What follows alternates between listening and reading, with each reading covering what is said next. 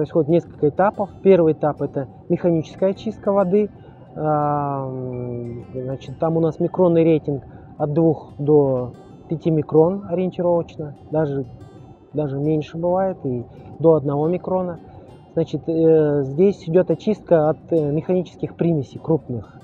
Далее это все идет в потоке. Далее, значит, вода направляется на систему ультрафильтрации.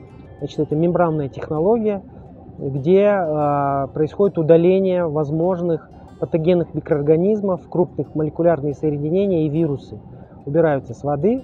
Значит, система ультрафильтрации у нас собрана она в России, но мембранные модули произведены в Германии по японской технологии.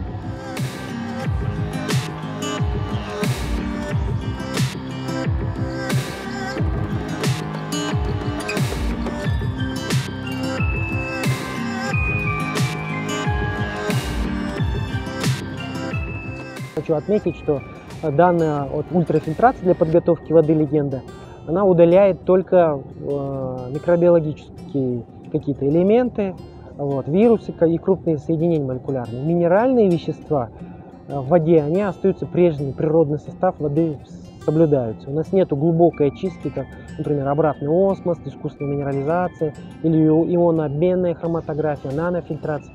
Такую глубокую очистку мы не применяем, потому что наша вода горная, она имеет уникальный состав. Мы уже подтвердили в нескольких лабораториях, и она действительно имеет ледниковое происхождение.